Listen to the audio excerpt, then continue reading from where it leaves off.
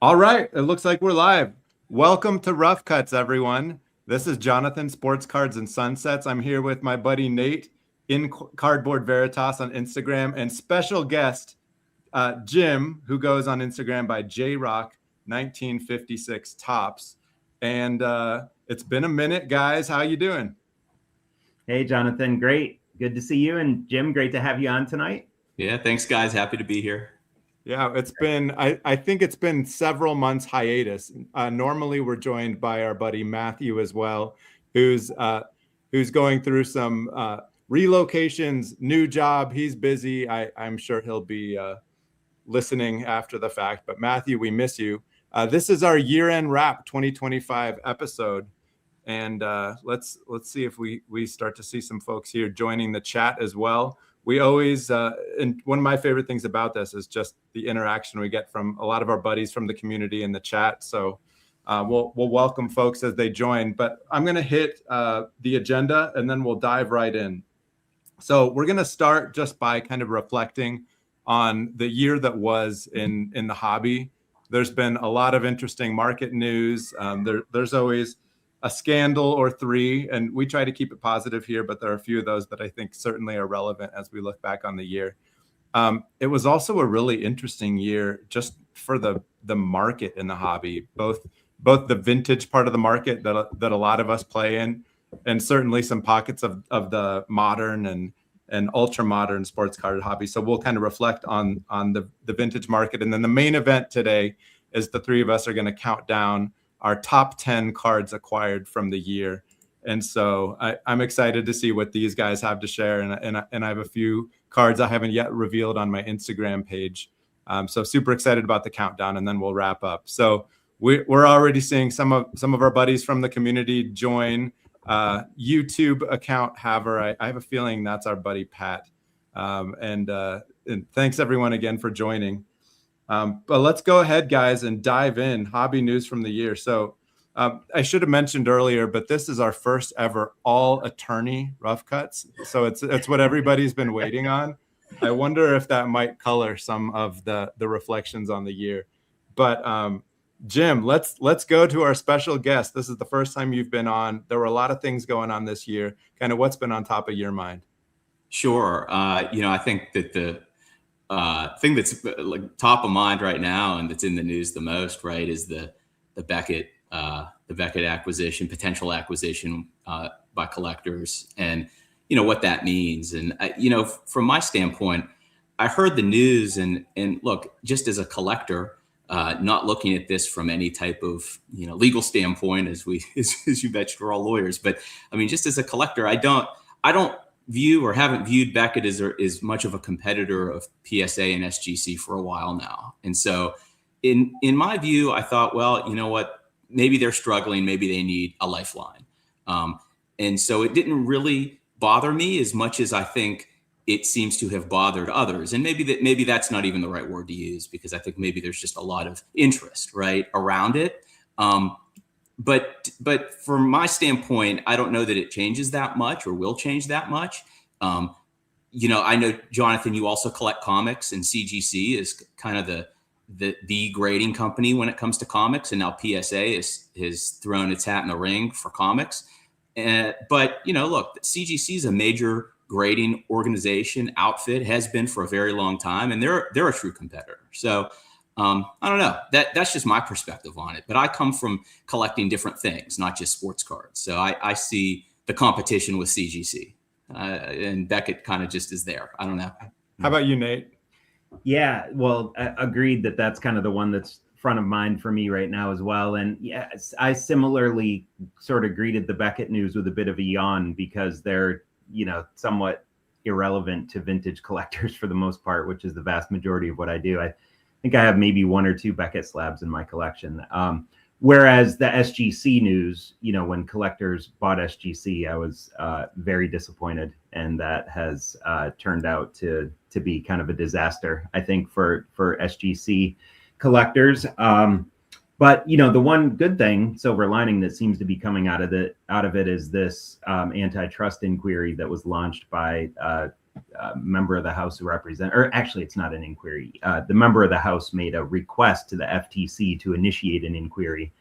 That member of the House is from New York, and I saw a statement where he said something like, my 4 and 6-year-old kids have started collecting cards, and even they know what Collectors is doing is wrong and isn't good for the hobby, or something like that. And in reading his 3-page request for investigation, it was really, I thought, quite thoughtful and interesting to hear his perspective. And it seems to me like he's asking the right questions. So I'll be very curious to see where that heads. I think, it's possible that they could try to, do some things with the PSA and Collectors business in terms of, having some impacts on how they run their business. They certainly could try to block the Beckett acquisition.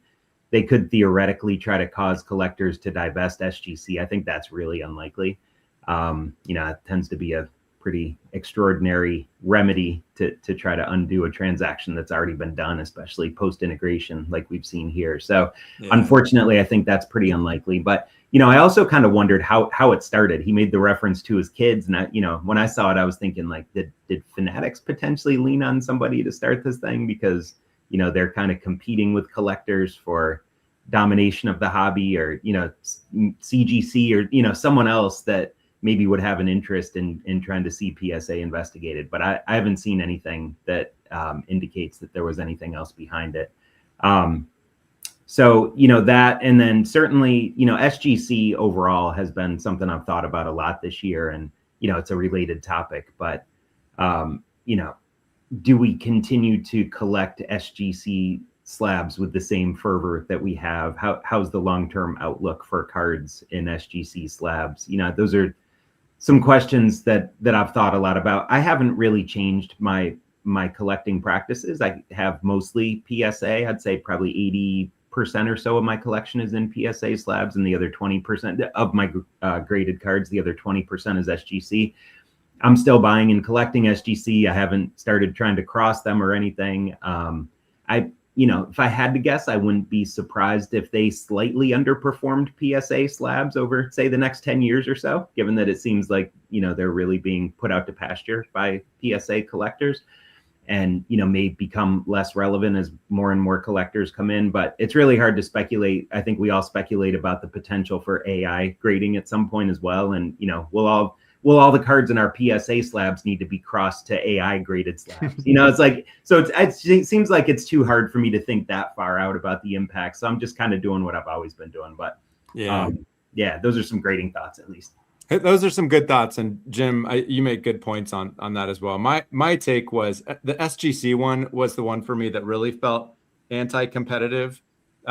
It's been a long time, but I used to be a mergers and acquisitions lawyer. And in that world, you often talked about how many scaled players are there before and after the acquisition. I actually posted this on IG, but I think that was a 4-3. And now this one is a 3-2. My assessment is you got PSA, CGC, and Beckett. Beckett's a distant third now, because I'm not counting SGC because it's part of Collectors. And so I think this is a three competitors in the market going to 2. I'm just glad that there's a little bit of scrutiny on it. Hopefully the monopoly that I see kind of forming, or at least the momentum towards that, will at least slow down with getting a little scrutiny. I don't know if the deal will get blocked or not, but yeah. Interesting. Certainly seems like a great opportunity for someone new to come in. So someone, the problem is there's some real barriers to entry too, because you can't just go grab 15 seasoned graders and start a company that, that can scale quick. It's a tough business to scale, because it just takes time and experience and training to get the inner workings of being able to grade. And then you have to develop a reputation, and, PSA has the registry, which is a huge barrier to entry. So that's, they've got a really well-protected position. But I agree with you, Jonathan, that the SGC acquisition, that really bummed me out. And it felt like, the term I use a lot when I'm talking about Collectors is predatory. It felt unnecessary, and it felt like a kind of a slap in the face to Collectors. Like, no, we're not going to let you have any alternative. It's like, It's us or no one. And you have to deal with our prices. You have to deal with our upcharges. You have to deal with our inconsistencies. You have to deal with our lack of customer service, and we're not going to let you talk to anyone else about it, because SGC really had some momentum and people generally love dealing with them. And totally. So to lose them hurt. Yeah. And maybe some emerging competitors will pop up. I'm actually now thinking of something else in the market to steer the conversation there. We've talked for a long time as collectors about whether another platform will emerge to compete with eBay. And it felt this year for a minute that maybe there was one that was going to be there. Probstein leaving eBay to start, what was it called? Snipe. Snipe. And my goodness, talk about a flash in the pan that just went up in flames. But I don't know if you guys followed that very closely, but what are your thoughts on Probstein leaving eBay, launching Snipe, and then very, very quickly coming back? I mean, I'll chime in there. I saw that, and I just have not. When I see a card up for auction that I'm somewhat interested in, if I see that it's listed by Probstein, my gut reaction is it's probably going to go for higher than what I'm willing to pay anyway, and so I usually don't even bid, or I just watch it and just see where it ends up, because it just seems like, for whatever reason, things that are listed in those auctions go for higher than or as high as market price.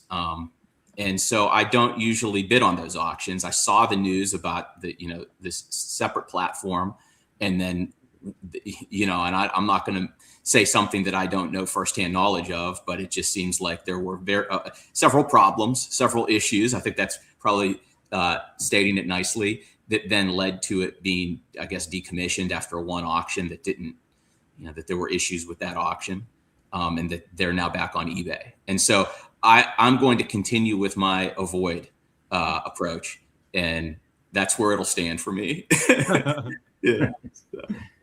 Yeah.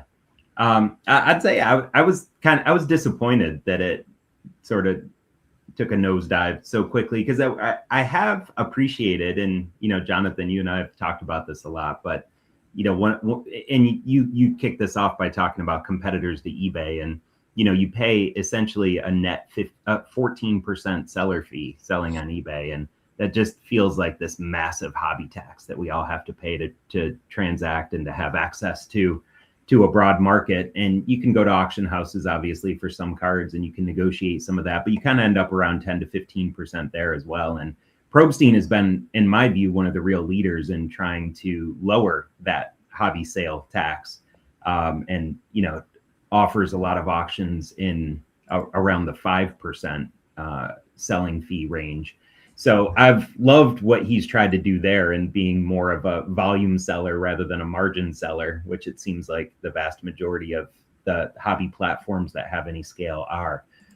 So in that regard, I was disappointed. But yeah, he's always seemed, and things I've seen, to be quite lax on shill bidding. And typically when I hear him ask that question, I've heard him say, he always leads it with, well, we don't bid on our own auctions, something like that. And I'm like, well, yeah, of course, that's not really what we're talking about. But do you take any actions to try to prevent shill bidding, from people that are selling through you?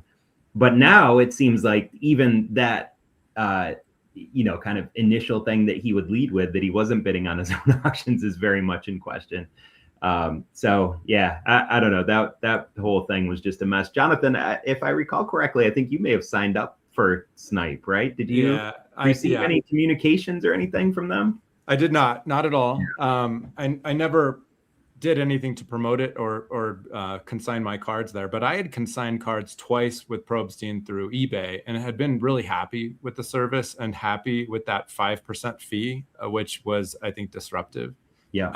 On cards that are over $1,000. So I was rooting for him, but the rumor is that they built the website so quickly that there wasn't enough security work done on the back end, and that somebody basically was able to kind of brute force into the database. And I don't know if my data was breached, but I think that the entity just closed down so quickly. They shut it down 2 days later, as if they never left eBay. They were just back on eBay.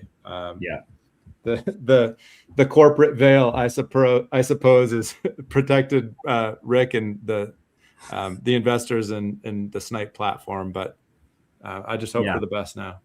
And agreed. And kind of relatedly, what do you guys think about that? I feel like that issue was kind of coming out around a much broader discussion relating to shill bidding generally. You had the Patrick Ryan scandal that I felt like kicked off all that, and then Jim Beckett's reaction to it, and then the Probstein thing. All those things were kind of within the same month or so. How do you guys feel about the scope and extent and impact of the shill bidding problem? Do you stay up at night thinking about that at all? Do you proactively try to navigate around it? Like how much does that impact your thoughts about how you approach collecting? Yeah, it's interesting, Nate, because it made me do a little bit more digging into the terms and conditions in the auctions that I typically bid on.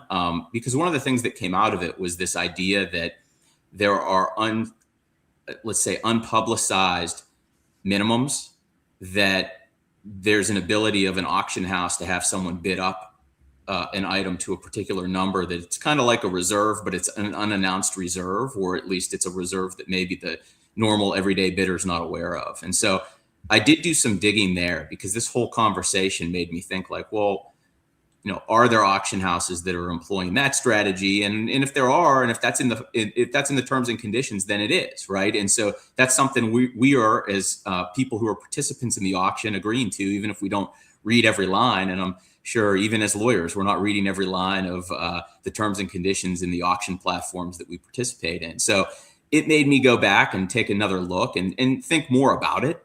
And I think that's good. I think that's something that everybody in their business, and if they're bidding on items, should do. So I think that was something positive that came out of it for me. I mean, the things that were stated during that interview, I don't agree with as far as what strategies they were employing, or the things that they were talking about. I think there was some comment about letting some idiot get a card for less than what they think it's worth, and that's that's not a very nice thing to say. I would hope I would not say something like that about somebody who's bidding on an item that I'm selling, right? I mean, my hope is that it's a clean process, and it goes for what it goes for. I mean, this is not right.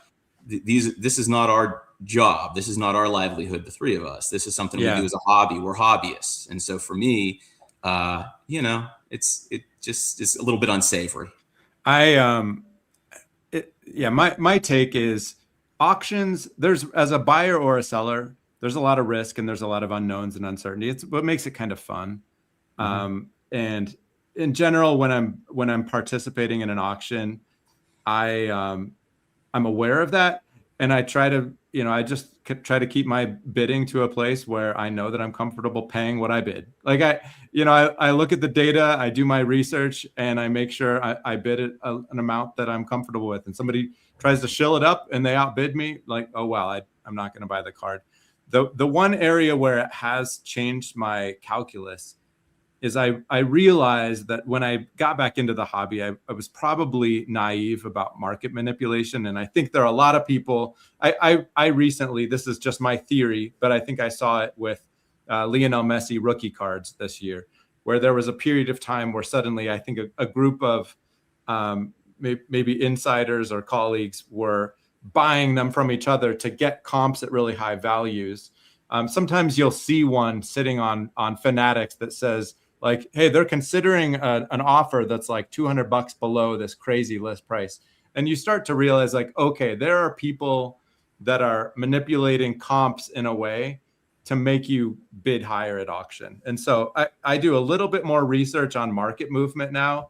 And, I think people that participate in public equity markets or crypto markets realize sometimes those are manipulated too. So you just kind of gotta do your research, be comfortable paying what you're willing to pay, and move on. I try not to lose too much sleep over it.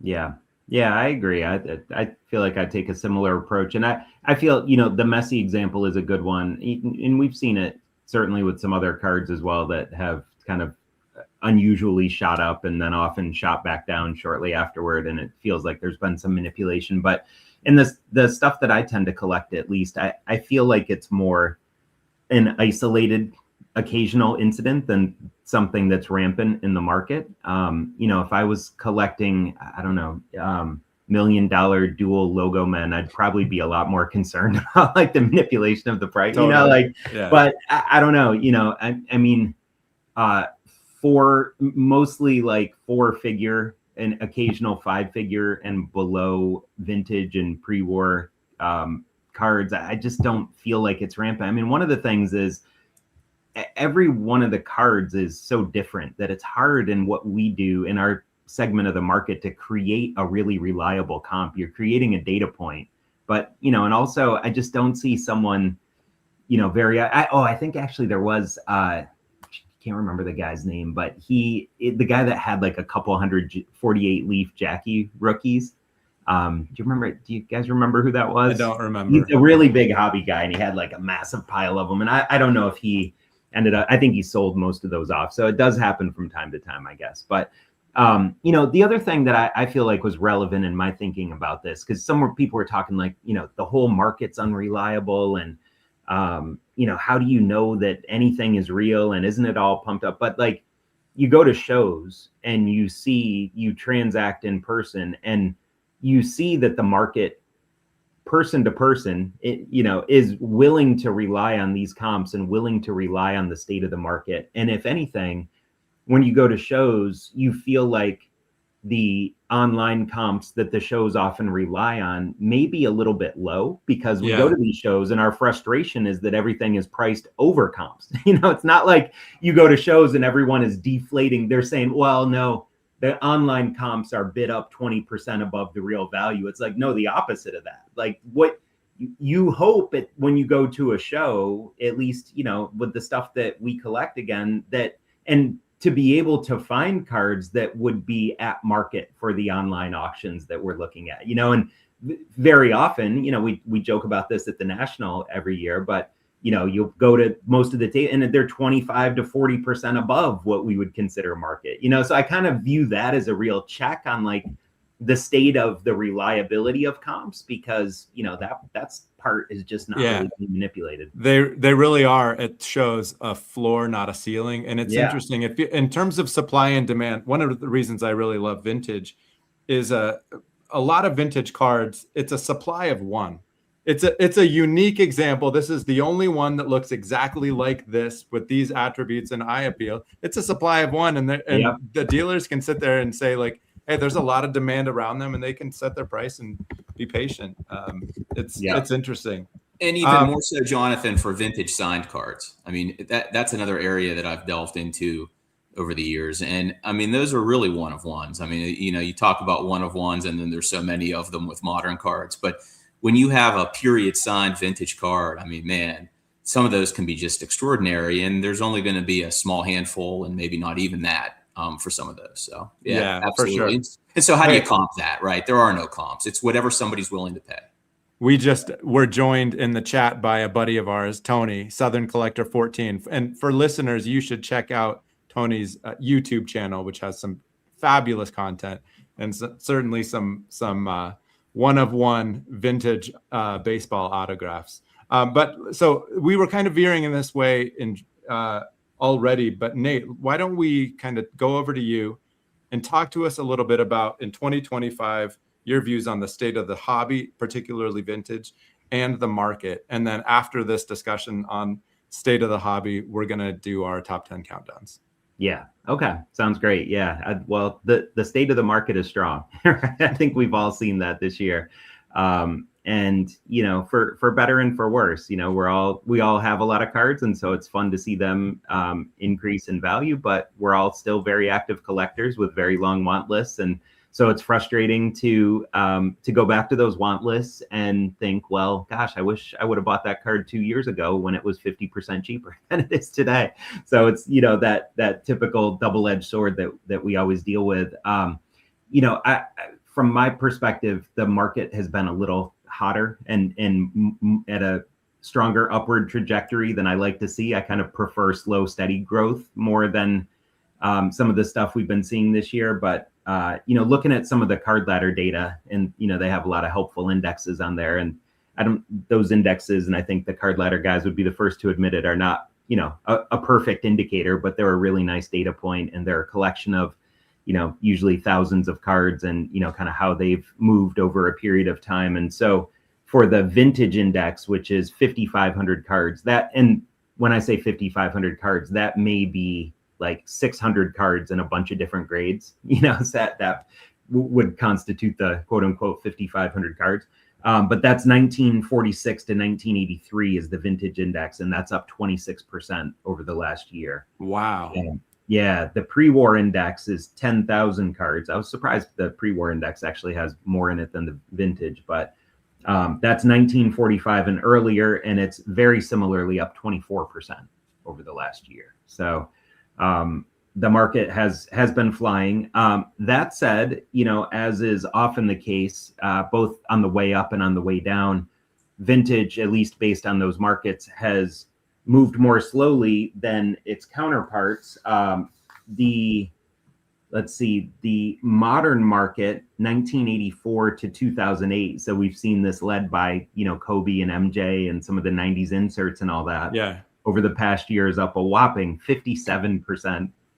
And the ultra modern market, even 2009 to present, is up 47%. So it's been quite a year for a lot of cards in the hobby. Obviously, there are some exceptions to that, but some of the things that have stood out to me this year that I think have really kind of caught my eye is either kind of outperformers or underperformers. That I feel like Jackie stuff has been really hot, and certainly I was someone that did this as well. But like, I think a lot of times when you come back into the hobby and you collect whatever it is, modern or basketball or whatever, and then you move over to vintage baseball, one of the first people you move to collecting is Jackie. And so I think that's probably a lot of new collectors coming in and kind of moving through the collecting progression in the way that a lot of folks do.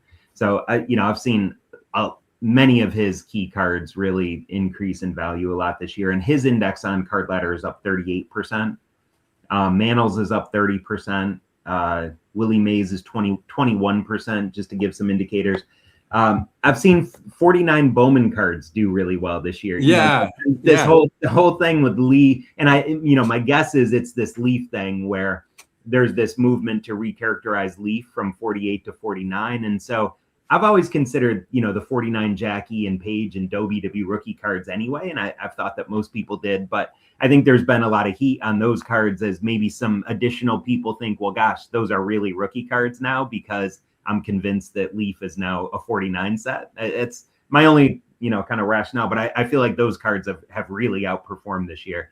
So those are a couple of kind of initial impressions. What have you guys been seeing? A few things that you mentioned influenced me directly during the year, and then I'm interested to hear what Jim thinks as well.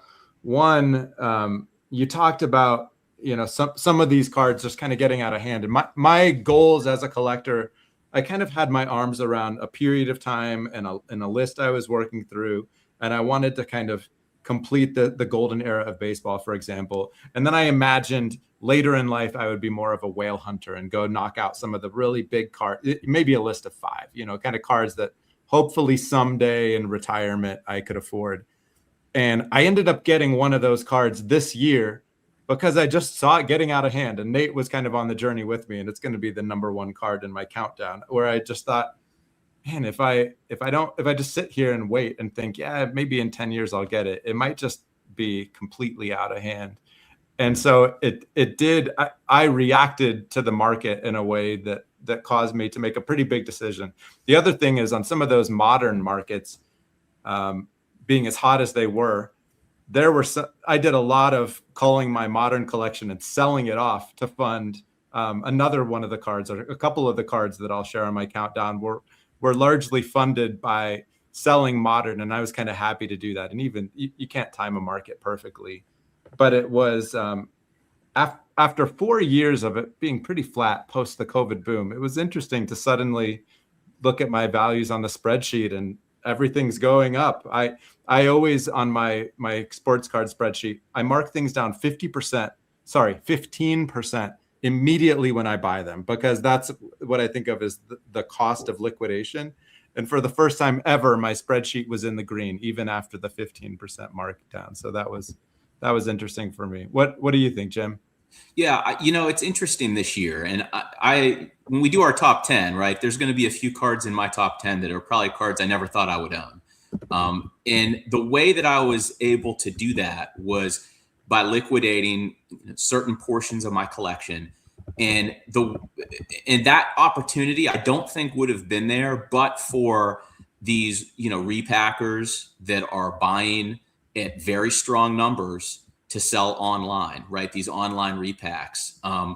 And it was prevalent at the National. There were a lot of people buying at 90% of comps.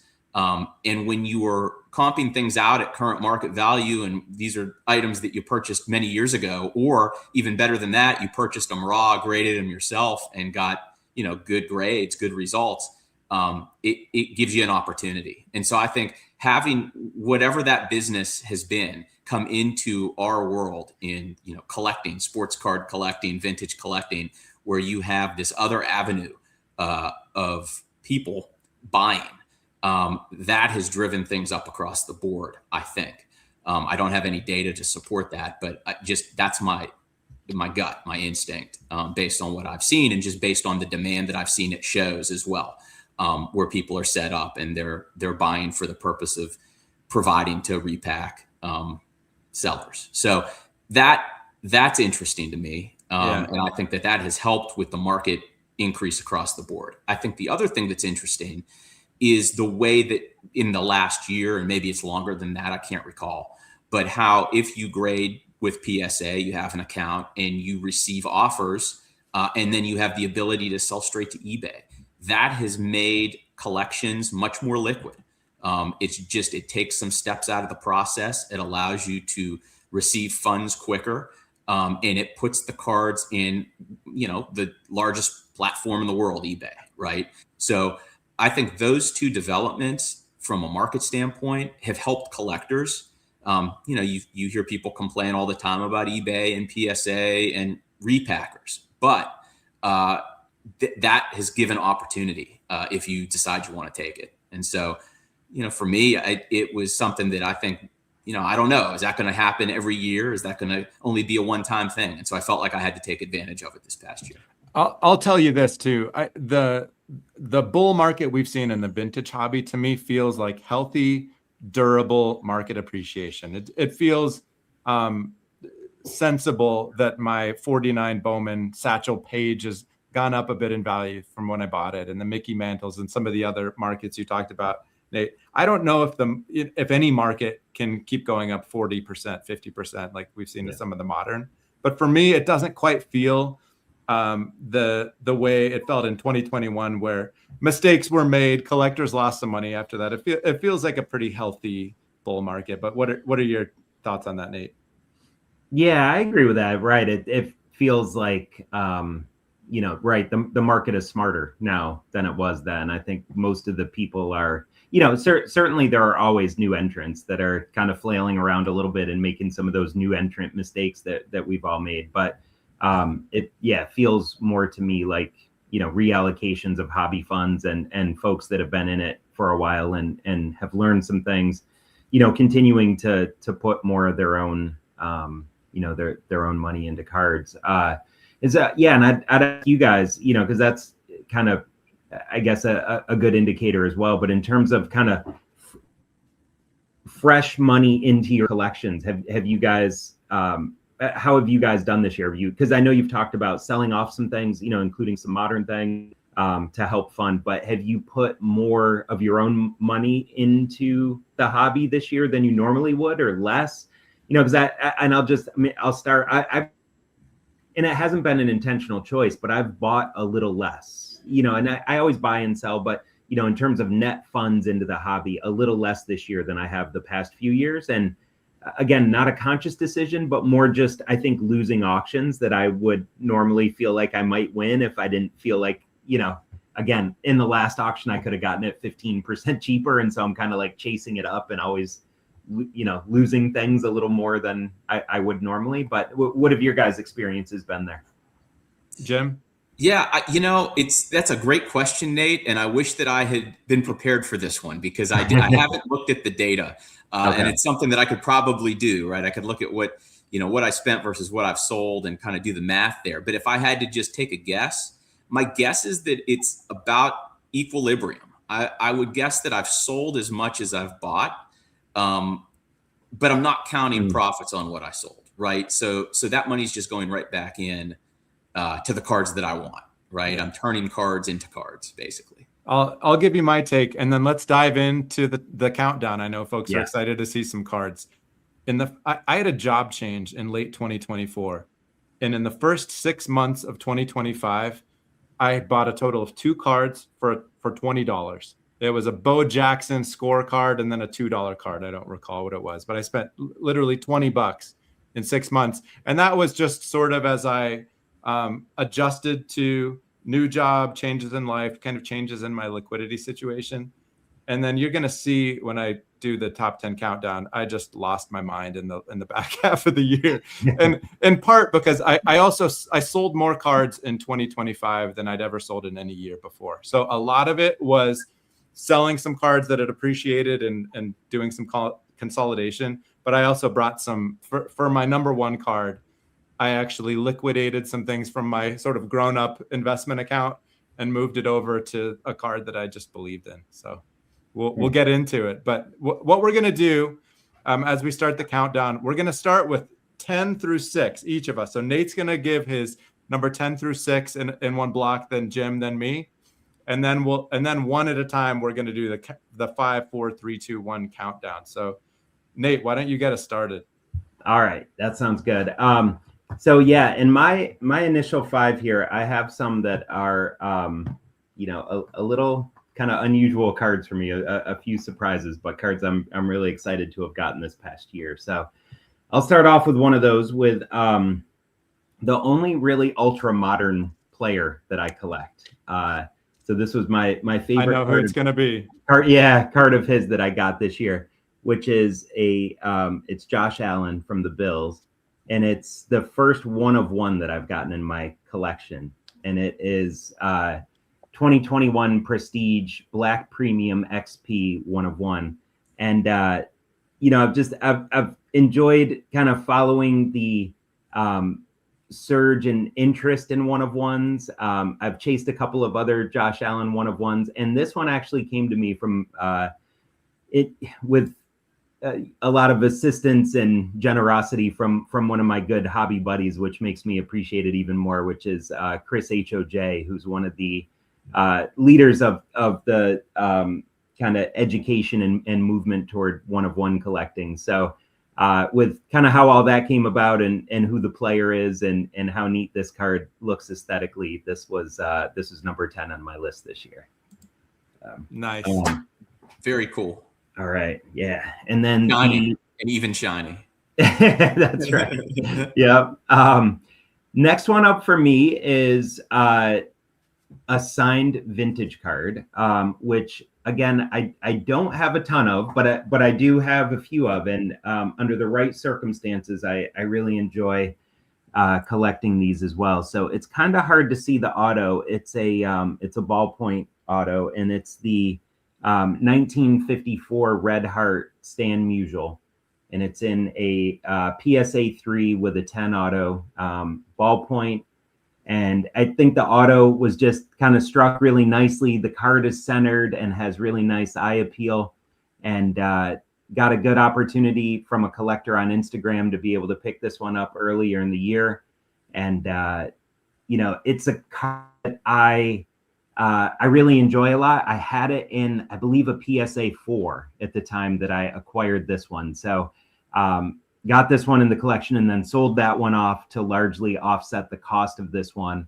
And one of the key factors for me with signed vintage is, on a card like this, it has to be an allocation of my hobby budget that I feel like kind of makes sense for me for the card.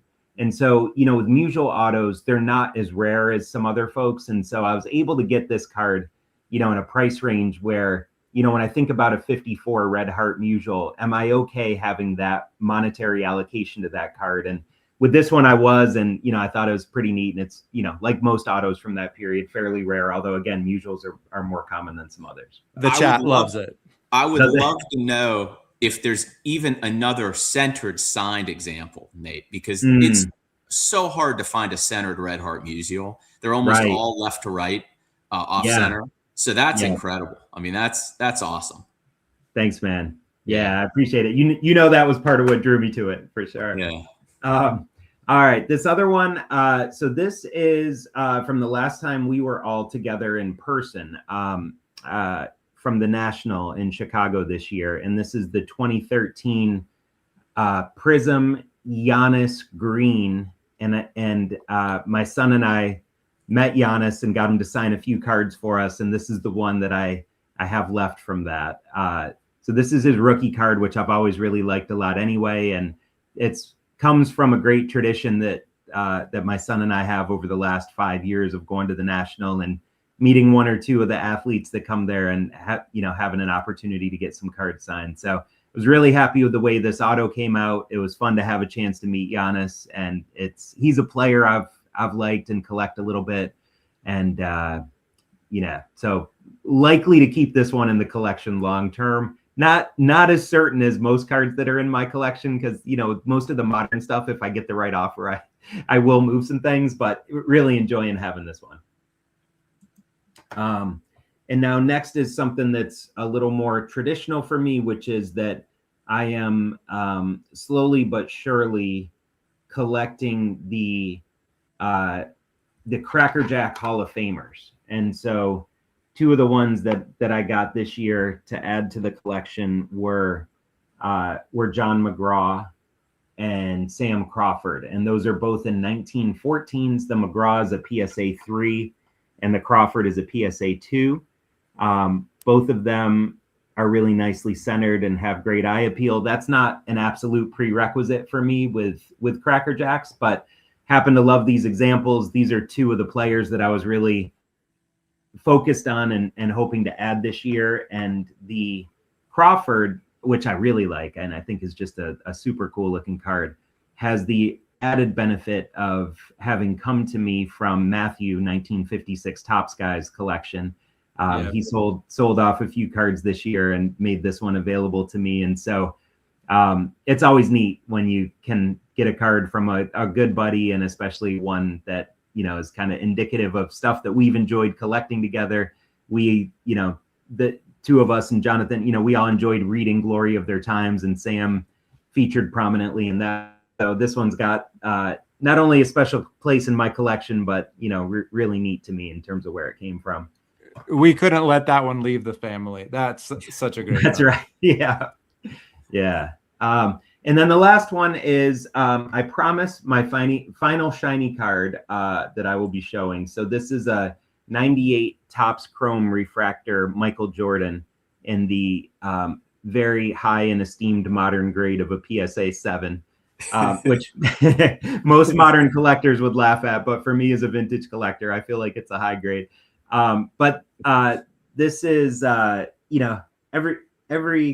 most every collector's got to have like kind of some form of MJ collection. And so this is now one of the better MJ cards that I have in my collection. It's one I chased for a long time, and I got early in the year, thankfully, before MJ's stuff once again went nuts. And so it's a pretty well-centered 7, which was, kind of the main thing that I wanted in terms of the condition. And 7 was a perfect grade for me because the other ones are a little pricier than I would like to spend on this card. But I think it's a really neat image, the behind shot of him dunking. It's, I think, the lowest pop of the Topps Chrome Refractor MJs. They stopped production of this one early. And I really like collecting the Topps Chrome Refractor cards. Anyway, I've got, a bunch of MJs, LeBrons, and Kobe's. And so this was kind of the main one that I really had wanted to add there. So. And from the chat, TJ is online, is asking if that's the test refractor. And I don't even know what that question means. Yes, it is. It's they refer to it as the preview. So yeah, it came out early, I believe. And then, and I'm not sure of the exact story behind it, but the production on it, I believe, stopped. And that's part of why it's, particularly low pop compared to the other Topps Chrome refractors that MJ and most folks have. So allow Jim and I a moment to react, and that before Jim does his countdown, I have 2 comments. one. I love those cards. Like I can't even believe Nate was modest and said, "Hey, let me go first," because maybe he didn't have the bangers that some of us are going to share. And like, wow, what a great start. I love the shiny stuff mixed in there. The other comment is you shared 2 1914 Cracker Jack cards. When I mentioned earlier that some of the market is just sort of getting away from us potentially as collectors, I maybe saw that most acutely with the Cracker Jack cards, where some of the kind of lesser known Hall of Fame players, you used to be able to pick off a nice copy for, I don't know, $800, and now suddenly they're 3,000 or 4,000. And I just, those 2 that you shared are amazing. And you've been investing, and I don't even want to say investing. You've been collecting Cracker Jack cards, some beautiful ones, for a while now, and that market is just going wild. So good on you. Jim, reactions? Yeah, I love the Cracker Jacks as well, especially, I mean, they're 1914s, which is they're just eminently cooler than the 1915s, because we all know that the 1914s were in the boxes for sure. So yeah, I mean, those are awesome. Love them. And they look great. I mean, to find those centered, those are ones that I hope to see in person. If you bring them to the National next year, I'd love to see those in person, because those look awesome. And I'm just in awe of that Musial, the signed Musial, the Red Heart centered Musial. I mean, that's just incredible. So yeah, well done. Nice. Yeah, really cool stuff. Thanks, fellas. Yeah, I really appreciate it. Good stuff. All right, Jim. Over to you. Sure. So the first card is going to be my only oversized card in the top 10, and it's the T202 Cobb with Jennings. Let me try to get this without glare. There we go. That's there we go. Okay. So, and it's the one where Cobb steals third is in the center of the triple fold. So this was the one that I wanted. If I was going to have a T202 in my collection, this was the particular card that I wanted. I was able to find this at a local show, which is cool. I love when I can find something that is on my list at a local show, and I was able to find that in May. So when I saw it, I jumped at the opportunity. I was able to make a part trade, part cash deal for it. And yeah, it's just, to me, it's kind of the iconic T202 card. And, you have that image in the middle, the Conlon photography that is just iconic. I mean, I love the fact that, you have the portraits on either side, but what does it for me is the action shot of Ty Cobb sliding into third. So, yeah, that was a card that I was really happy to pick up, and I just think it's truly an iconic image of Ty Cobb. So that's number 10. Number 9, I uploaded some of these so that you just don't see the glare on my screen. So number 9, I had been on the hunt for a Tim Horton signed card for a while, for years, and they never come up. And, I don't know, if you know the story about Tim Horton, but he died young. In a car accident. I think it was in 1974, if I remember correctly, somewhere in that range. He was still playing. And so it is very difficult, in my experience, to find signed obviously it'd have to be a playing days card of Tim Horton. So I recently picked this up. A number of Tim Horton cards came up for auction in the last auction from REA, and this was one of them. There were 3 or 4 that I was bidding on, and this was frankly the one I wanted the most. So I kind of pushed it all in and said, okay, this is the one that I want. It's the only signed copy of this card in the Pop Reports. So there may be another one. It hasn't been graded yet, if there is. And so it's just, as a hockey autograph collector, which I am, this was kind of one of the holy grails. So it might not mean a lot to many collectors who aren't, hockey collectors or autograph collectors. But to me, this was like, man, I'd been waiting years for something like this to pop up at auction, and it finally did. So I was super happy to get that one. Number 8 is 61 Fleer Elgin Baylor. And for me, I was just trying to wait until I could find a centered copy. And Nate has an incredible centered copy. So I knew that at least one of them existed that was, beautifully centered. And so I was waiting until I could find one. And I finally found this one. And it was in an old holder, and the old holder was beat up. And so I submitted it to be reholdered, and it came back fine. I think it looks great in the new holder.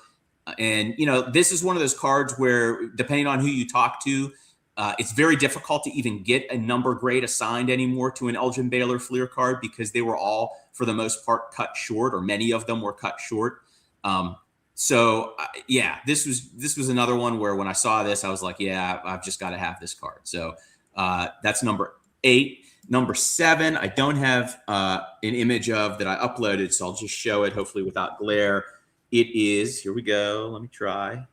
Okay. It's a Greenberg rookie. So it's the Gowdy, the 34 Gowdy. And again, this is one where it's just super hard to find this card centered. And so I was finally able to find one that was relatively nicely centered. And this was a card that's on the top, the Baseball 100 list. So I do some registry sets, and one of the registry sets that I do is the Joe Posnanski Baseball 100. And I was able to check off a couple cards from that list this year, and that was one of the big ones. So I jumped at the opportunity when that one popped up, and I'm glad that I did. It's a 5, it's a mid-grade, and I'll probably never upgrade it, and I'm fine with that. Like, I've got a centered copy, and that's probably my forever copy of that card. Okay, so then number 6 is the Bowman Mike, and then we have a scan of that one, so we can put that one up. There it is. So this is one where, look, I love a centered card, but sometimes you have to make sacrifices. And this was one where I felt like, okay, I'm going to make the sacrifice here. I would rather have a card that, and for me, left to right centering is more important than top to bottom centering. It's just the way that my eye sees the card. So I felt like I was willing to sacrifice top to bottom centering if the card had a very deep blue background, that there was not a lot of surface problems with the card, if it was relatively sharp all the way around and pretty clean. And so for this one, well, it might not be as centered as I would have liked. It had all the other things about a vintage card, especially for a 48 Bowman basketball card, that I wanted. So I decided, you know what, that was it. That was the one for me. So those are my first 5 out of the top 10. Two baseball, 2 basketball, and a hockey, and all bangers. But the one that, and yes, the chat pointed out that it is the Tim Horton. That's the namesake of the donut shop. But beautiful card, really, really beautiful. I love that set. But the Elgin Baylor, for anyone listening on the podcast audio only, you got to log on to the YouTube and have a look at that. It looks like a PSA 10. It might be the nicest copy I've ever seen. Well, thank you. The corners keep it from that, but other than that, man, I'll tell you, the color's great. And for those who don't know, when you look at the card, there's a mark on his cheek. It's on every card. The mark on the cheek is on every card. So that's just the way that it was made. There's nothing you can do about it. That card is such a unicorn. That's the first one I was going to go to as well. And man, Jim, I do have a really nice one. And I didn't think, like, fairly quickly after I got mine, that one of my friends would get an even nicer one to one up me. But, but man, that card is crazy. And I know, I know you're, like you said, big in the registry and PSA, so to find that card in a PSA holder and a PSA 6 is like, man, there can't be many Baylors in any grade that look better than that card. And to move on to some of the others, we could drool over that one for a long time, but the Mike, and I just love that card too. And like you said, and I do the same thing. Certainly sometimes centering isn't the most important thing. And, the color and the registration and the sharpness on that card are unbelievable. And having any copy of that card is, I think, special and a really, really cool. I won't say underrated, because I don't know, it's rated where it should be, I guess. But in my mind, it's such an important card and so low pop, because to me, that's clearly the first important basketball card. And it's hard to say that about, many things, but that's where the basketball card hobby starts there. And there aren't many of them at all. So yeah, to have one, pop, that's for sure. Yeah, right. And to have one that pretty is really cool. And then the Greenberg is a great card, and that looked, nicely centered. And, Jonathan, you were talking about some cards that have outperformed. I feel like that's a card that's really had a lot of momentum the last year or two as well. And, one for me where I've been close a few times and keep missing. And one that looks as nice as that is, might be a little out of reach for me at this point. But those are some great pickups, man. Thank you. All right, Jonathan, what do you got? Here's my 10 through 6. Number 10 is the 1933 Tattoo Orbit Rogers Hornsby. This is a card. I'd been looking for it for a couple years. I kind of decided this was the Hornsby I wanted in my collection, and I went hunting for it at the National. I think there were only 2 in the building, a PSA 7 I couldn't afford. And then Nate's son, Luke, actually found this example as an SGC2. It's just got the brightest colors and kind of a graphical look that looks so modern. It's crazy that it's from 1933. So that's in at number 10. Number 9 is a grouping.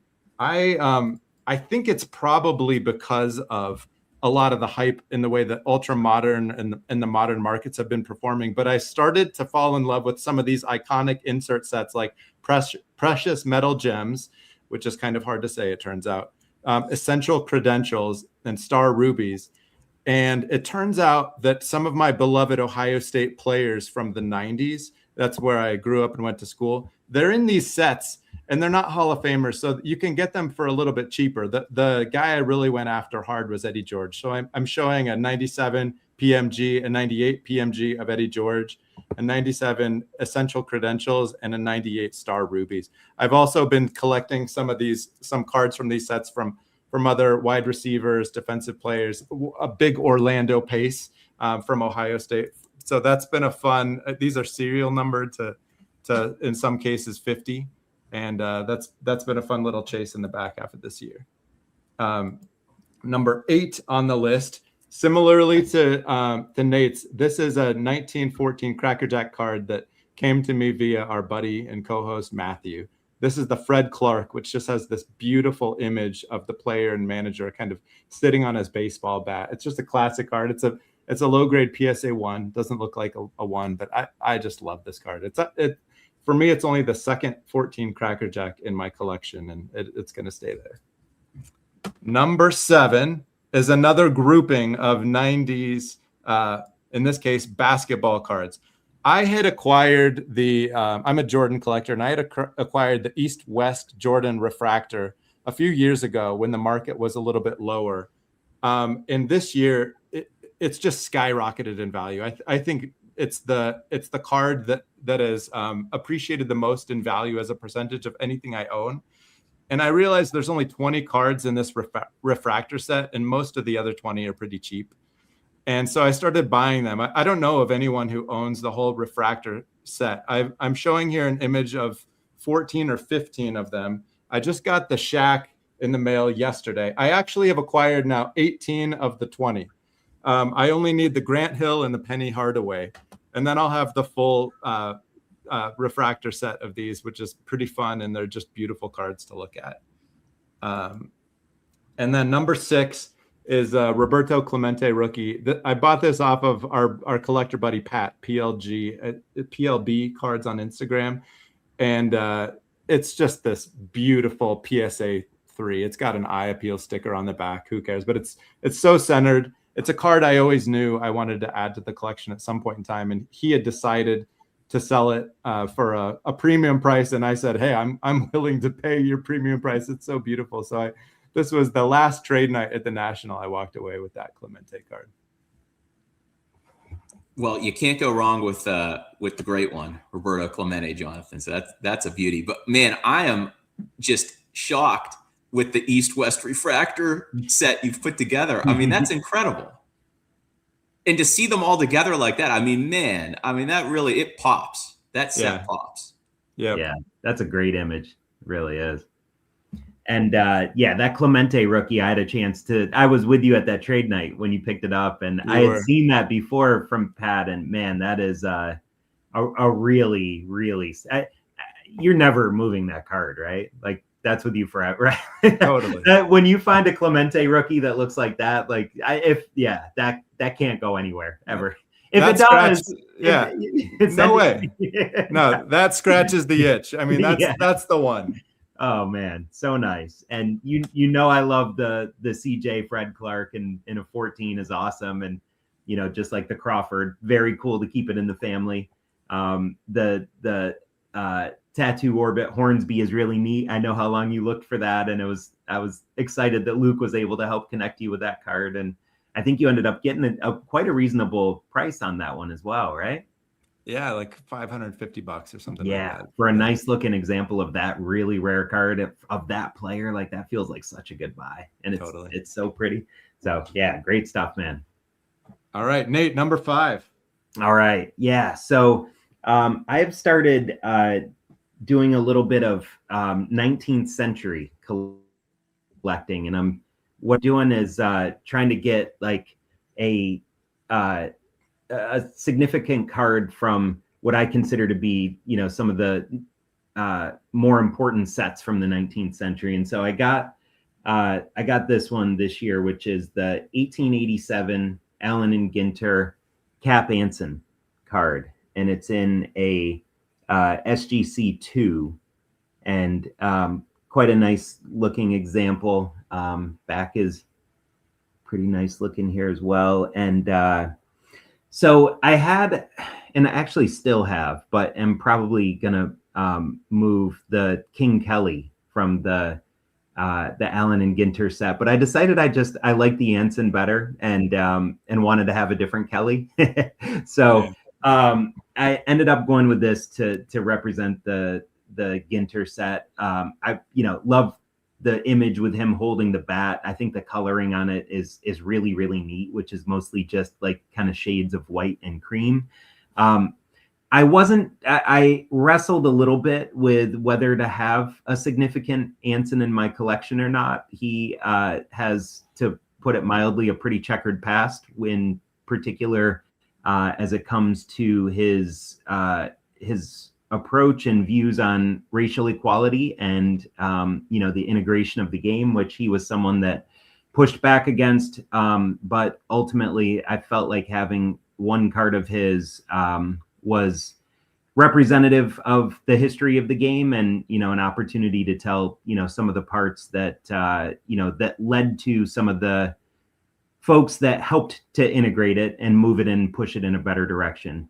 So I don't feel like he's not someone that I would start a PC of, but he's someone that I do like having a card of. So that's number 5 for me. That looks like such a classic baseball card, and yeah, he was an important figure in the history of baseball, even though he's one that I think we all regret a lot of the legacy that he left, and how I think a lot of folks think Cap Anson probably pushed back integration of baseball by a few decades, but you can't kind of be a 19th century baseball card collector and avoid him. Right. Well, and if you were going to pick one of his, I mean, I feel like between that and an Old Judge, you can't compare the beauty of the artwork of the Allen and Ginter set versus the Old Judge. And I love Old Judge cards too. I think that they're incredible, especially in person when you see one. But man, I mean, the Ginters just across the board are so beautifully done, and the artwork is amazing. So yeah, I mean, that's a great card. Nice. Yeah. Thank you. I appreciate it. I'm still chasing an Old Judge. I haven't found the right one of those for the 19th century collection yet, but maybe next year. So. I went on this is an aside, but yeah, I went on Frolic and Detour trying to find one particular Old Judge card for that Joe Posnanski 100. Did you? Yeah. And I found it, and man, I mean, like, that's it. The itch has been scratched. I have my Old Judge card.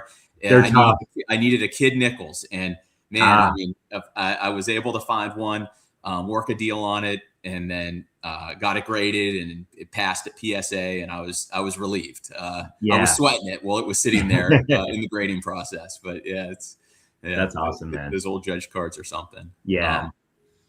All right, so I think I'm up with number 5, and I think we have an image that we can put up. So it's the T205 gold border Ty Cobb is my number 5. And this was one where I waited a long time. I saw some Cobbs at the National. I was looking there, and I didn't find one there that just, I don't know, had everything that I was looking for in a mid-grade T205. And these are so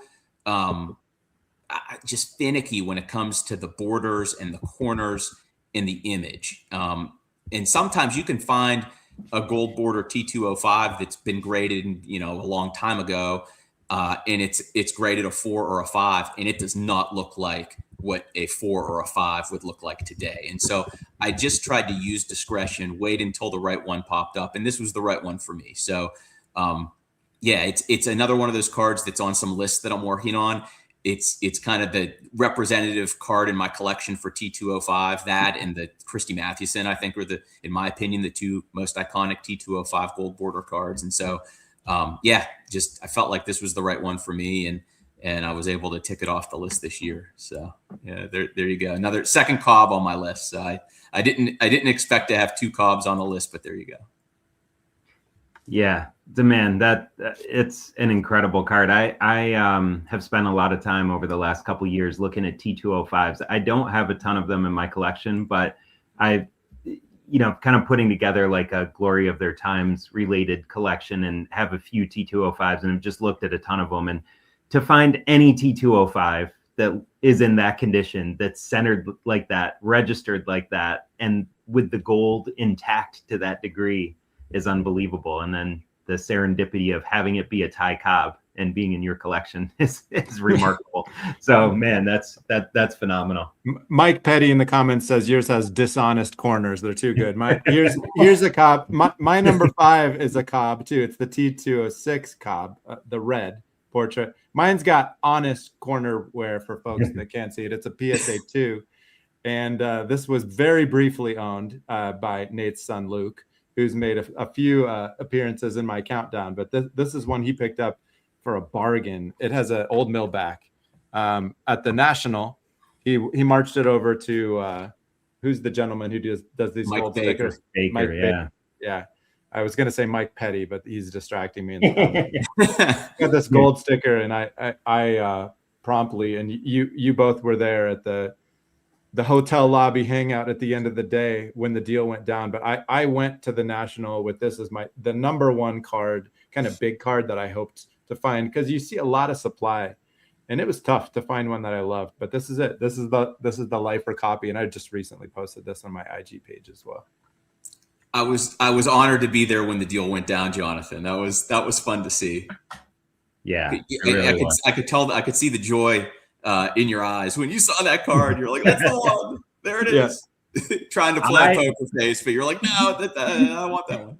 If I'd had my way, Jonathan, Luke would have never moved that one. But I know you told him, you even I think tried to dissuade him, but he was, he always keeps moving things because it's his only source of income. But you said don't sell it, but if you do, sell it to me, I think. Right. It was the same thing I said to Pat, because I don't like to. Yeah. I'm not typically one to try to buy cards off my friends, but they both seemed motivated that they were going to sell it, and I just thought, if that's the way you feel, like I'm your buyer, let's keep it in the family. I am so happy that ended up with you, because he bought that. I can't remember which morning it was, but he called me and said, I just bought a really nice old mill T206, red background Cobb. And I was like, wow, really? Like, you didn't even we didn't talk about it. You didn't call me in. And then I saw him and saw the card, and I was like, oh my God, this card is insane. Like, it's a 2, right? It's a PSA 2. Yeah, it's a 2. But like, just unbelievable eye appeal. I mean, that is worth every. I mean, I think Baker took probably about 4 seconds to put that gold sticker on that thing. I mean, it's even the back is perfect. Perfectly centered and just phenomenal. So that's another one, man. That's I'm guessing going to be with you for a very long time. Amen. All right, let's see your number 4, Nate. All right. So this is one of those ones that, I spent an inordinate amount of time trying to hunt down before I finally found it. And it's continuing on the national pickup theme. It's the 1947 Tip Top Bred Yogi Berra. And I think I showed each of you guys this card while we were there in July. Yeah. So I got to the national early this year, and I walked in and walked by a few tables and got to like the 5th table and saw this card sitting there. And I was like, wow, this is exactly what I've been looking for. And it was stickered reasonably. And, we talked for about 2 minutes, and it joined my collection. So it's quite a nice eye appeal, low grade. It's an SGC 2.5. And it's the, Yogi kind of pre-rookie, really nice smiling image of him. I collect a lot of Yogi stuff, and felt like this was an essential one to have for the Yogi collection. And yeah, it's in my top 5 most desired for, like I say, probably 3 years or so, and finally happened upon the right one this year. Yeah, that might be longest hunt of the countdown of any of our cards. I don't know. Jim, maybe your Hank Greenberg was a long hunt. I don't know, but this one was a long hunt for Nate. That's right. I remember because I know multiple nationals, I think, talking to you, Nate, about that Yogi and finding one. So yeah, that's right. Yep. And Tony Southern Collector makes a good point, which is, there's no Yogi notation on it. It just says Larry Berra, and his position is outfield. Of the New York AL team. So it's an early Yogi when it's Larry and he's playing the outfield. Love it. Yeah. All right. So I think I'm up. And my next one is number 4, right? Okay. So, all right. This is another one where this Musial rookie, I saw this at the National. I had been looking for a Musial rookie, a centered example. And I saw this at Steve Hart's table, and I thought, man, this is the one. Like, I'm not going to find a better example than this 6. I just don't think I will. So it was priced high. I mean, by any metric, it was a high price, and it was a warranted high price. I just feel like you can't look at a card like this and say, I'm going to wait, because I feel like it's a couple $100 more than what I feel like it should be priced at. When who's to say, right? I mean, why shouldn't this be priced close to a 7? Because it looks better than most 7s. And at the end of the day, this is a grade that's been assigned by PSA, and that means something. But it means more to me if my eye looks at this card and I say, this is the card that I want to keep forever. So that's how I felt about this Musial when I saw it.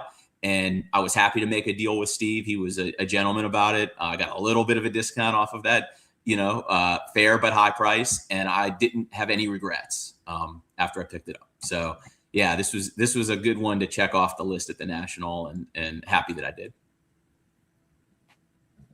Yeah, that one, it's another one that's just stunning. I mean, I don't recall seeing that one in person there, but just seeing it on the screen here, like, I don't feel like that's a card that normally like jumps off the screen when I see an image of it. But this one, the like color and print vibrancy is just so tremendous that I feel like it almost has a quality that this card doesn't typically have when I see it. Does it feel that way when you hold it in hand compared to others? Like, does it just feel different than other ones? It does. It is brighter a little bit than my other 48 Bowman cards for the most part. I have one other one that I would say is like, I have a Mize that's equivalently bright as this, but it's an 8, and so it's graded higher. But man, I mean, just to find it centered has been a several year endeavor to try to find one that I thought looked good and was also centered. So yeah, I mean, I took the dive, and look, we talked earlier in the show about the 48, 49 Leaf, and I'm with you that those were 49 cards. And so when a player has a card in the 48 Bowman set, I feel like that is the rookie, right? Unless you're talking about, let's say, the smaller regional issues like your Yogi, which that is a rookie, right? But most collectors would say, look, the 48 Bowman is kind of the first large scale release, national release post-war. So I feel like, this is the true Stan rookie, and it was worth taking the dive to get one that looked like this one did. A lot of folks in the comments are commenting on the contrast is so stunning on it. I think the depth of the darker colors in the black and white image are it just really makes it a bold example. True beauty. Yeah. Along with being, and then you perfectly center it, and it's stunning. Yeah, thanks, guys. All right. The next 3 cards I'm going to show were ones that my cash outlay in the year was 0, because 2 of them I liquidated tons of modern cards to buy before the National. I decided I had to take the pressure off and get these cards before the National, and then one was a trade. So this is one. Nate knows that I was looking for a Hank Aaron rookie card for a couple years. I'd owned one and sold it to a guy who ended up being a really close buddy of mine, but wanted one particularly with just amazing color that pops off the page. And Nate helped me identify this one as having that kind of color quality. It also has, I wonder if I can get it to come out. If not, look at my IG page, but it has this juicy rough cut on the left side, which is just to die for. It's a PSA 5.5. It's my lifetime copy. I just absolutely love it. I stare at it all the time. I think it's one of the most iconic and one of the most beautiful baseball cards of all time by, a player who did it better than Hank Aaron. Nobody's ever done it better as a human, as an athlete than Hank Aaron. I just love this card. And Jonathan, that's one where, in my opinion, the orange color means more than the centering. I mean, Yeah. If the card doesn't pop with the orange background, then why? I mean, you have to have that, and yours does. I mean, that is awesome. Yep. Totally agree. Yeah. And Jonathan, I missed if you said this because I was kind of like messing around with our layout and got distracted with that. But did you bought this live on a Rough Cuts episode, right? Or like just before we started an episode? It was, yeah. I don't know if I mentioned it. I can't recall if I mentioned it during the episode, but there was another example that was previously owned by our friend Travis that was at auction, and then this one was, I think, on My Slabs, and the other auction ended. And I decided, I'm gonna let it go. I'm gonna get this one, and it was right when we were on the episode when I landed it. Right. Yeah. Great card, man. And that's one that I know, we talked about my Tip Top Yogi being one that took a lot of collecting effort and energy. I'd guess that Aaron is right toward the top of your list in terms of amount of time spent, number of examples perused, and just overall attention to detail on getting the right one. Yeah. And Jim, I think this. You're one of the influencers in my journey because you had an old example and then you got a PSA 7, if I recall. And you had this story post on Instagram that showed them side by side, and it showed, your 7 is also beautifully centered and it's just world-class copy, but the contrast was the color. Mm-hmm. And I looked at that post and I thought, I've got to find one that has that color because that's what speaks to me. And I finally did. Yeah, your copy is, just outstanding. So yeah, you chose wisely, Jonathan. You chose wisely. Yeah. All right, we're in the top 3, guys. Nate, let's see what it is. All right, yeah. So mine is my number 3 is 34 Gaudi Smiling Lou. It's the yellow background Gehrig, and it is in an SGC 3. And this one was an upgrade for me this year from the PSA 3 that I had for a few years, which had a couple creases in it and was pretty far off center, left, right. And so I'd kind of been in the market for a while to find one that I really liked the eye appeal on. And this one, although not perfectly centered left to right, is pretty close. And the color's phenomenal. I guess the registration is usually pretty good on these, but it's like a really nice tight image, and then the surface is really clean, which is always kind of a key thing for me with this yellow background. So this is one of my top kind of, I don't know, it's hard to say like my top 10 favorite cards or whatever, but this is a card that would get tremendous consideration if I had to put together a list of my top 10 favorites. And so to get a substantial eye appeal upgrade on this one this year was really nice, and I was very happy to be able to work it out in a way where it ended up being pretty much break even, I guess, because of the PSA premium. And I got a little lucky in buying this one. I had kind of thought I'd end up having to, shell out an extra, 25% or something to do a solid eye appeal upgrade. But to be able to get into this one that I like a lot better and now feels like a forever copy without having to come out of pocket at all was kind of the cherry on top for me with this. So. Jim, I know this is a card that you know very well and have an absolutely astonishing copy of. So I know it's near and dear to your heart as well. And I'm glad to have gotten this one this year. Yeah, that's an awesome card. And it is like you said, like if you're going to pick top 10 cards or top 20 cards, to me, it is the Lou Gehrig card. When I think of Lou Gehrig, I think of that card, of his smiling face. The set was made around him. Lou Gehrig says is on the bottom of the cards for almost all the cards. There's Chuck Klein says too, I think, on a few of them. But it is, the set is Lou Gehrig. So from my point of view. I mean, a 34 Gaudi Lou Gehrig is the card, and the yellow one is the card. I mean, there's two in the set, and the yellow one's the one. So you got the one, and it's a beauty. Thanks, man. Beautiful. And I agree with you. A lot of people like the 33 better, but I'm in the 34 smiling camp as well. I'm a 33 guy, but the 34 is certainly more iconic, and that is a beautiful example. I'm also keeping track of the players on all of our lists, and I'm glad Gehrig made an appearance. You know, he deserved to be in the top 10 countdown. Yeah, for sure. All right, Jim. Okay. So we're down to my last three, and two of my last three are Pirates. And I will say that the Pirates are my favorite team. They have been my whole life. It's been a struggle the last 25 odd years or whatever it's been. Well, you know, we've had very, very infrequent victories. And so it's been hard to follow the team. I mean, I still go to games. I love the Pirates.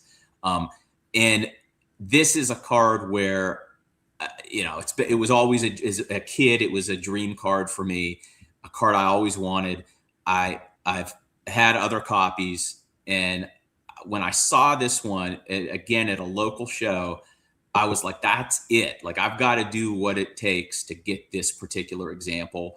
The centering, the color, everything about it was what I wanted in a Clemente rookie. And you know, sometimes it's like you got to let things go that maybe you thought you were going to keep forever to get something like this. And so I did. I made some deals happen, let go of some great cards, you know, some Manals that I didn't want to let go of. I was like, you know what, I could find other Manals. They were mid or low grade copies, but this was the one that I felt like I would push it all in for at that particular show. And I did. And I have no regrets. I'm glad that I did. It's the only Clemente rookie now that I'm going to want or need. And so it's, you know, it means a lot to me as a Pirates fan.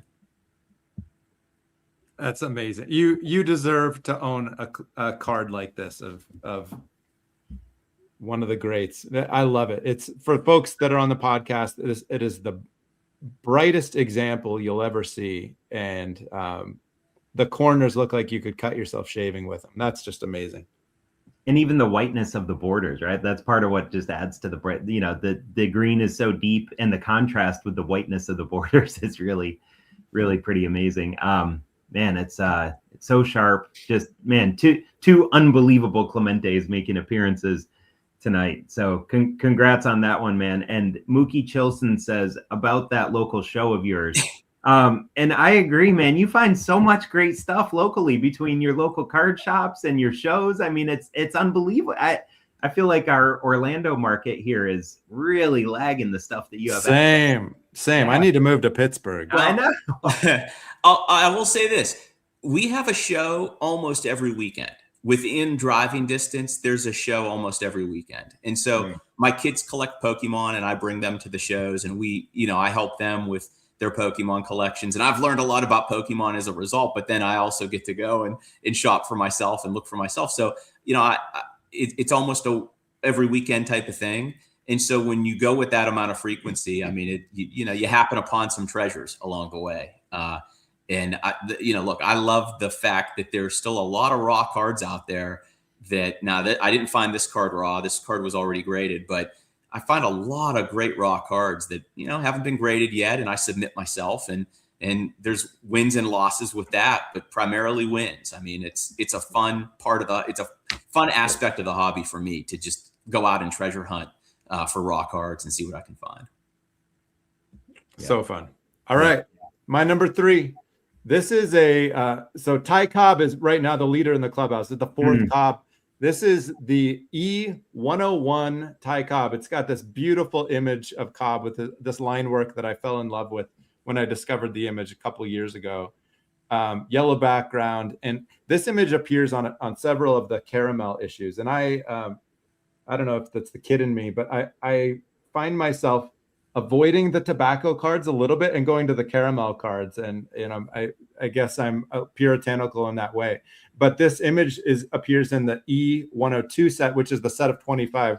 E101 is the set of 50. So it says, you know, this card is one of a set of 50 baseball players on the back. Pretty simple. I think it's also in the E106 and maybe a few others. I went to the National hoping to find one of these. Most of them were super high priced. And I found this in Ash's booth and was able to trade a modern card for this and one other. So I got it in all trade and love to have it. I love the bright yellow background on that. I mean, just it really pops. Yeah. Yeah. And you had a cool process in terms of how, you kind of thought about which Cobbs you really liked and wanted to go after, and really narrowed your focus. And, I love how, your approach to going to the National too, and, kind of having your board with the cards, with the images of the cards that you're after, and then being able to find that one. And boy, that was one that, that I was able to see in person there as well. And I know you and your daughter both, spent some time looking at a couple different examples, and the one you ended up with was just phenomenal. So congrats. Yeah. It's so fun when you can hunt in person and it works out. Yeah, for sure. All right, Nate, number 2. Yeah, number 2 for me, and this is one that I just posted recently actually on Instagram. So this is the N162 Goodwin Champions King Kelly. And this is in a PSA 2. And so kind of continuing with the 19th century theme. And, I'd say if I have 2 favorite sets from the 1800s cards, it's the Allen and Ginter and the Goodwin Champions. Certainly there are some other great ones, but those are 2 that I wanted to get represented very early on. The Kelly was my favorite. I like the Anson a lot too, but decided that I wanted this to be kind of like the main card from my 19th century subgrouping. So I just, love the artwork on this set. I think it's some of the best in any of the sets ever made, regardless of which century they were made in. And, this was quite a nice example, pretty well centered, really clean surface, excellent color. So there was a collector on Instagram that ended up selling off his, I think he had the entire Goodwin Champions baseball set, which is, I believe, 8 cards. Yeah, and he sold that off because he had found a Bryce Williams, Christy Mathewson, and that's the collection that or the set that he really goes after. So he had to make the hard decision to sell this. He sold this to a dealer and then put me in touch with that dealer, and I was ended up being able to get this one from him. So this is definitely one of the top ones I was able to corral this year. Crazy that it was almost 140 years ago that was printed, and the color just pops off the page. It's beautiful. Yeah, that is unbelievable. And that's what I think about when I see a card like that in the year that it was made. It's like, man, it's hard to believe, one, that it still exists and looks like that. But then 2, I think about like who would have opened that, right? Like who was the first person, and what happened with that person? I mean, like that's the rabbit hole sometimes I think about. Like, man, I mean, the history of that card, just that individual card, I would love to know. Yeah. Right. How's it been stored all these years? How many families has it been in? How many hands has it passed through? Right? Exactly. Yeah, exactly. Yeah. It's something to ponder, Yeah. Yeah. All right, Jim. Okay. So number 2 is another pirate. And so this is one where I think I mentioned before, I do this top 100 Joe Posnanski list on the registry. And this is the Wagner that's represented on that list. And, I was down to 2 cards left on that list. And this was one of the 2. And this came up for auction at Heritage in May of this past year. And look, I've seen a lot of examples of this card over the years.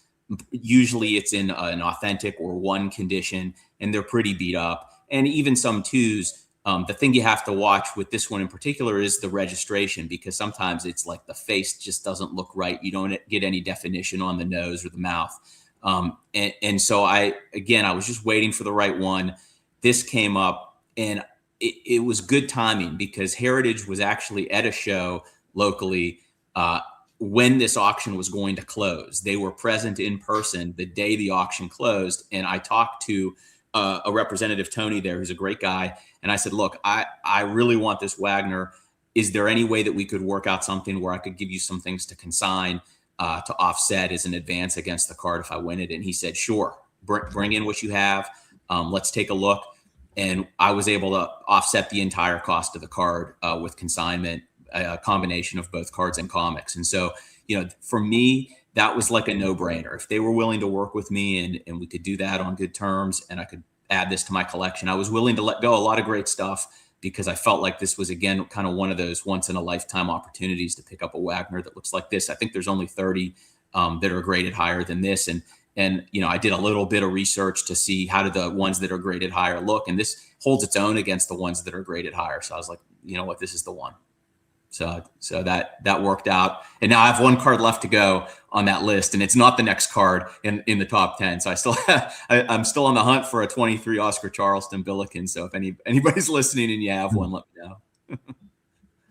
Nice. Unreal card, man. It's this is another one, Jonathan, you said before about which card I can't recall, but folks need to get on the YouTube and see the video just to see this card. I mean, it's I don't recall ever seeing a nicer one. I mean, Jim, in the research that you did, I know you're modest, but like, did you see any in higher grades even that looked as good or better? I mean, there may be one or two out there. Yeah, there's a couple. There were one or two that I thought probably sharper corners. Right.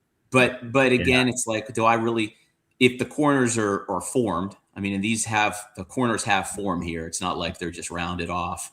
Yeah. I wasn't going to find anything that was going to exceed it from a color standpoint. And I will say, look, I didn't post an image of the back. There was a little bit of staining or image transfer on the back of the card, and I think that accounts for the 3.5 grade. But I'm willing to live with that, right? I'm not looking mostly at the back of the card, and it's not bad. I mean, you could anybody could feel free to go on PSA and look at the scans and see the back of the card. I'm very happy to have a card that's a 3 or a 4 on account of there being some light staining on the reverse. Yeah, not only am I willing to live with it, but I consider myself incredibly lucky when that happens and that card ends up in my collection, because you'd pay what, 3x for the card if it didn't have that. And I mean, that front is just, I mean, virtually perfect, virtually unimprovable. Yeah, thank you. Yeah. Absolutely gorgeous example. And I've been keeping track of all the players on the list. Like I mentioned, that was the first Wagner we've seen. We haven't had a Ruth. We haven't had a Mantle. We haven't had a Jackie or a Mays. Wow. Or a Luka Doncic. But the drought on Jackies is over. So Nice. my number 2 is the 1948 Leaf, or 49, some would say, Jackie Robinson rookie. It's a PSA 1, and this is the other one where, having liquidated some of my modern cards, I picked this up before the National. I finally had to get this in the collection, and this is one that one of our buddies, I think, had found on a Fanatics auction. This was July Tango Whiskey. And I didn't tell you guys I was bidding, but I was like, I'm going to try to take it down. It has a little bit of creasing through it, but it's pretty centered. And, for a PSA 1, it looks about as good as you can do. It's got an eye appeal sticker on the back, but I'm so glad to finally have one of these in my PC. And that's an incredible type 1 example. A lot of times with the type 1, you see so much toning that it really detracts from the card. Yours does not have that. So, I mean, that's a beauty. Yeah, great example, man. And if I was putting together that top 10 list, there are a few cards that I have no doubt would appear in the top 10, but I know that's one of them. For me, like, vintage collecting probably starts with that card. And so I know it took you some time to kind of come to really appreciating it as much as some others do, but I'm glad you did. And I'm glad that was the example you ended up with. Yeah, I love it. It was a journey. Yeah. Awesome, man. All right, drum roll, Nate. All right. Top card of the year. So my number 1, it's another one from our friend Matthew. So it's the 41 play ball Joe DiMaggio, which is another upgrade for me this year. So I've had a PSA 3.5 that I had gotten from another buddy of ours, Steve, 4 or 5 years ago, vintage slab man, that I very much enjoyed having. But this is another card that I just love, an absolute vintage classic, and among my favorites. And Matthew picked this up. He got it delivered to him, at least at the National in Chicago a couple years ago.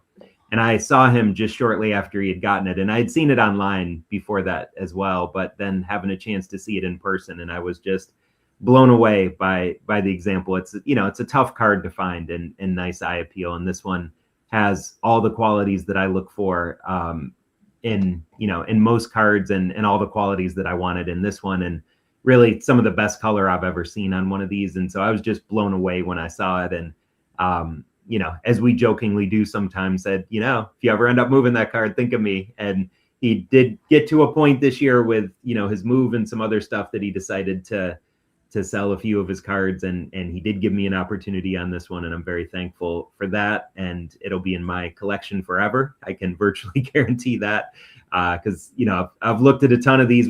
And looking for my 3.5, it took me forever to find that one. And so it's a card that, I feel like I know the population incredibly well. And I know that there's, I've probably seen half the population, and I don't think there's one out there that's a better fit for my collection. So. It's amazing that you were able to even find an upgrade from the 3.5, which was gorgeous. Mm-hmm. Yeah. And this one, it's an amazing card.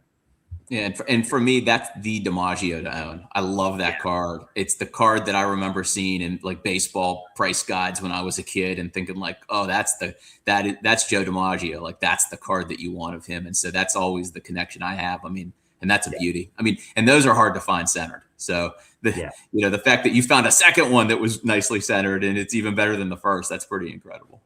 Nice. Thanks, guys. Yeah, appreciate it. Okay. All right. So I'll pick them up. So my number one is the 52 Mantle.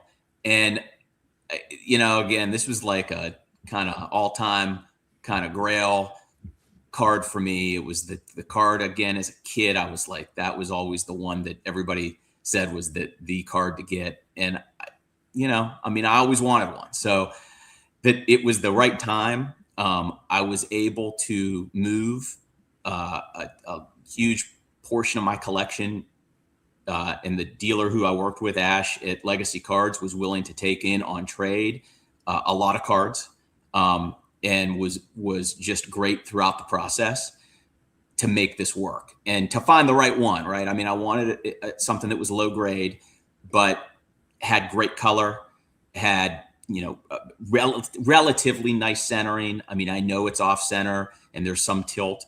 But, look, again, it's like with the mic, and you have to make sacrifices in some areas. And for me, I would rather have a bright blue background, clean image, no creases, than have something that is just, mathematically perfectly centered. So that's not this, but it was the right card for me. It ticked all the right boxes. And I was able, look, it was hard to give up what I had to give up to get this. I gave up 3 of my Gaudi Ruths. I still have, the standing Ruth, but I gave up the other 3.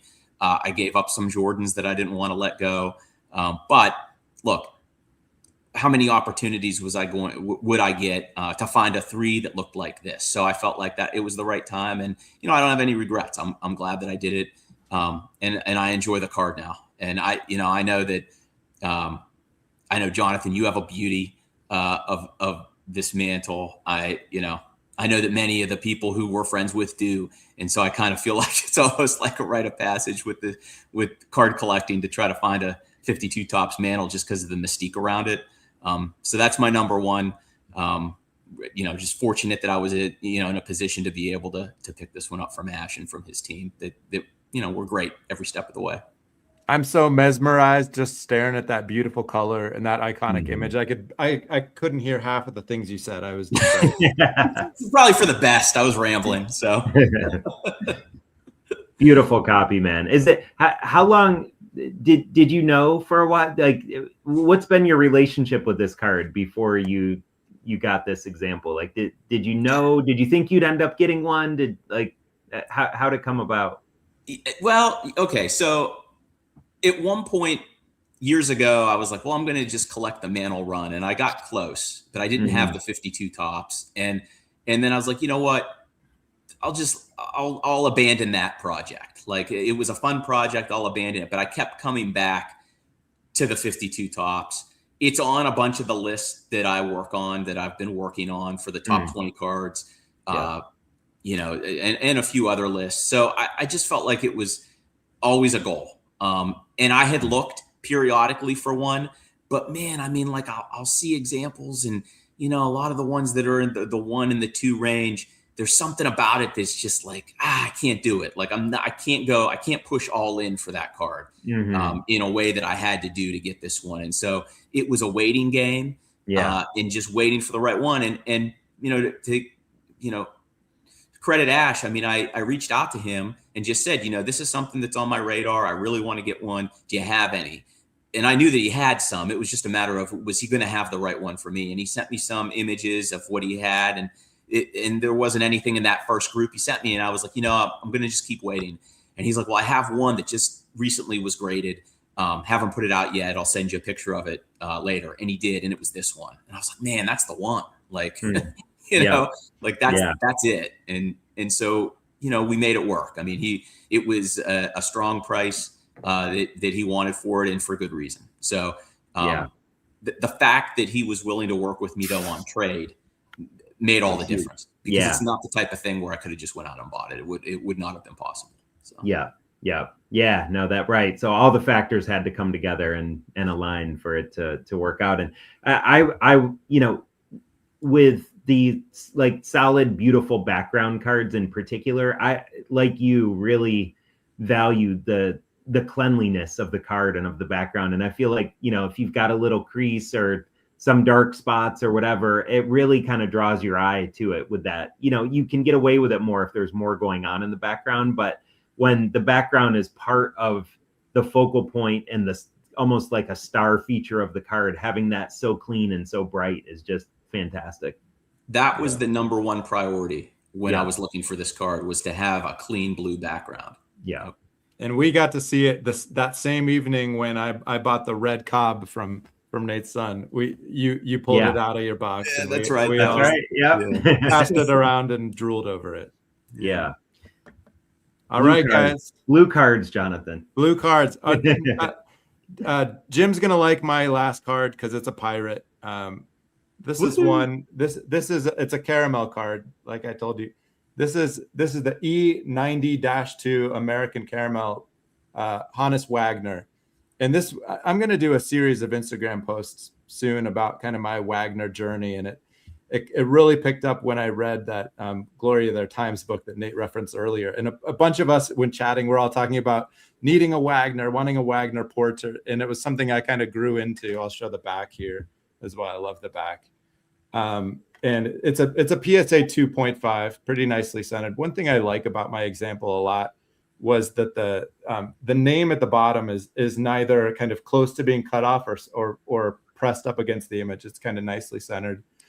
This is a card, you know, it's not like the T206, the really famous one. I don't know the total pop on that. Is it 40 or 50? This one, I think the total pop is around 200. Maybe it was like 80 PSA, 80 SGC. I recall when I bought this, there were 24 higher than the 2.5. I saw it at the preview of REA's auction that was in Chicago at the National, and I also held a few other examples in the room. And this is the one where I thought, I think that card's going to keep going up, and if I don't buy it soon, I'm never going to get one. And it just came in the mail 2 days ago. Wow! And so I was after a long spell at a vault in Oregon, and you know, it's the most I ever spent on a baseball card, and I'm just enamored with it. I'm thrilled to stare at it, and kind of still can't believe it's mine. I mean, that blue, it just jumps. You know, even from you holding it up to the screen. I mean, it's incredible. And I mean, like, look, if someone were to say, if they were to hold up without knowing any history, the T206 Wagner and that Wagner, it would be fascinating to me what someone that doesn't know the history between the two cards would pick, because I would guess they would pick that one over the T206 based on aesthetics alone. Yeah. That blue. Yeah. very good argument to be made for that, for sure. And yeah, man, to get a portrait Wagner that looks like that, and there's just so few of them, and they're Wagner is one of those guys where it's like there's not really much in the way of entry level Wagners. Like, you kind of got to just jump right into the deep end, and you jumped really pretty far into the deep end going in with that one, man, because it's rare, it's beautiful, it's a portrait, just unbelievable. And it was really fun to be kind of part of your hearing your thought process and how you got your mind around it, because as you said, it's your biggest acquisition. And I think, I don't know, maybe not by that, I was gonna say by a lot, but I know you have some pretty big but it was up there for you. It was a big kind of leap of faith, I think, and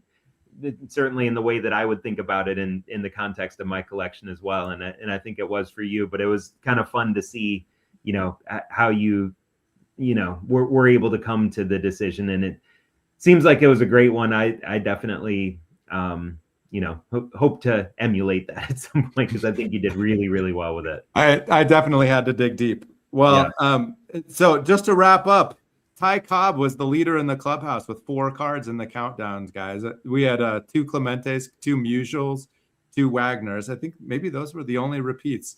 Well, but don't forget Eddie George. Oh yeah, a collection of Eddie Georges. But wow, what amazing cards! It was quite a year in the hobby too, and I just wanted to thank everyone in the chat for joining in with us. This was a lot of fun. We went long, but this was a blast. Any parting thoughts, Nate? Parting thoughts, Jim? Can't wait for Chicago next year. Plus, yeah, for sure. Yeah, absolutely. And Jim, it was great to have you on. In Chicago, it's a great point. Like, going to the shows is the the lifeblood for me. I love being able to stay connected in the ways that we do through content and Instagram and YouTube and all that, but getting that time together that we do at the shows is so awesome. And Jim, that's certainly how we've gotten to know you a lot better at the Nationals over the last few years. And I'm excited this year to be going to Strongsville in April. I am now definitively planning to do that. Luke is going to be coming with me, my son. So because we usually try to do the national and then like kind of one other big, sort of regional or, vintage focus show. So excited to make the rounds at that one this year for the first time. And yeah, it's been a great year in the hobby, and looking forward to another one, and appreciate everyone jumping in here and participating and sticking around with us as we often do. We went, I think, quite a bit longer than we expected, but really awesome to have the folks in the chat, Mookie and Mike and Tony and a bunch of our other friends here. So thank you guys for that. All right. Maybe I'll see you guys at Strongsville. Thanks, everybody. Yeah, thanks, everybody. See you guys. Good night. Take care.